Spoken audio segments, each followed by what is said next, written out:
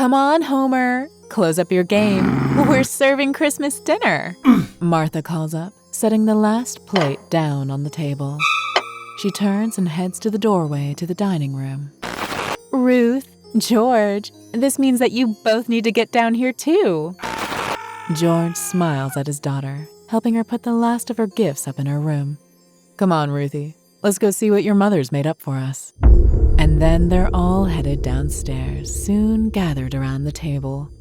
Everything has a cover on it, which is odd. Do they normally use cloches for Christmas dinner? How long have they even owned these things? It feels as though they must be new. But he doesn't want to detract from all the hard work that his wife has put into the meal, so George doesn't mention it. Instead, he turns and helps get his kids settled in at the table, while his wife starts uncovering the food. That smells...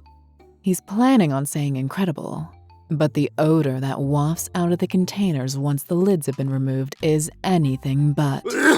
He has to fight back a gag, one hand flying up to cover his mouth. George turns to look, and he's horrified to find that everything on the table is rotten. The turkey is covered in maggots. The vegetables are wilted and black, and the fruit has been replaced by rotting remains. Even the Christmas pudding is crawling with bugs, the skittering beetles almost like jewels on an otherwise sodden pile of food.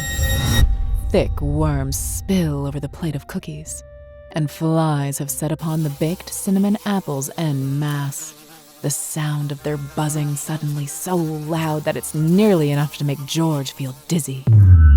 A wave of nausea passes over him, the sight of the rotted food enough to make bile bite at the back of his teeth.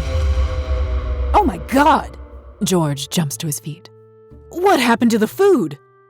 He can't seem to tear his eyes away from the meal.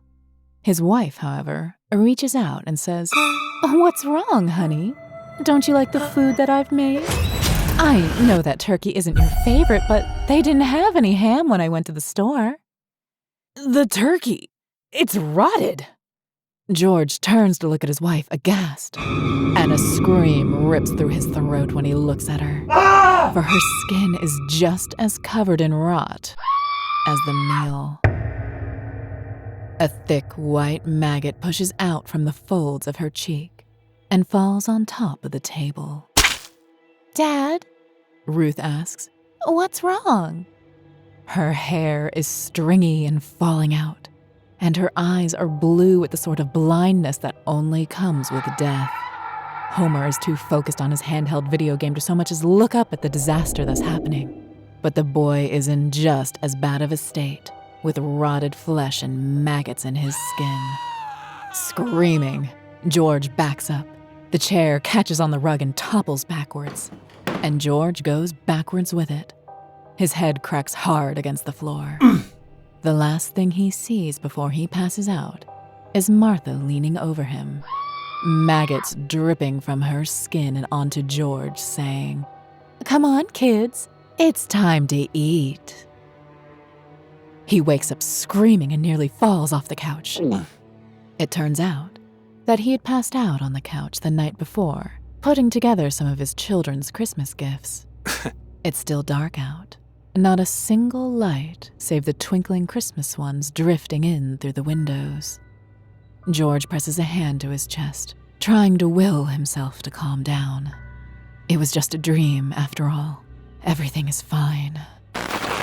Carefully, he stands up and moves through the living room, which is still filled up with mounds of ripped wrapping paper, bright curls of ribbon, and sheets of cardboard. The toys have still been left sitting around, too, save for the dollhouse that Ruth got and promptly moved into her bedroom to set up. Martha, you won't believe the dream I just had, says George. He kicks aside a tuft of gold foil wrapping paper. A strip of plastic crumples beneath his bare foot. Martha? There's no answer, but he can smell something cooking in the kitchen. The sink is running too, so that's where he heads. It might have been the worst thing that I've ever seen. And I know it wasn't real, but damn, if I don't feel like there are still maggots crawling on me. To prove his point, George reaches up and scrubs at his face with one hand. Clearly, there are no actual maggots there. Nothing gets swiped away, and nothing hits the ground. He moves to the doorway leading into the kitchen. "Martha?" George freezes. His wife is standing at the sink. Homer is on her left, and Ruth is on her right. They're standing shoulder to shoulder with their backs to the door. The pot on the stove has boiled fully out. The onions in it burn to the bottom of the pan, and thick wafts of bitter smoke rise from it. The sink is running, but it's clearly been running for a while, as water is rushing over the edge of the counter and pooling onto the floor. "Ruth?" George asks. "Homer?" There's still no answer.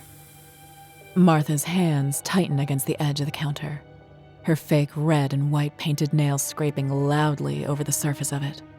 They don't turn to look at George, and yet he still can't help but feel as though he's just been pinned in the corner by a rabid dog. Somewhere else in the neighborhood, someone screams.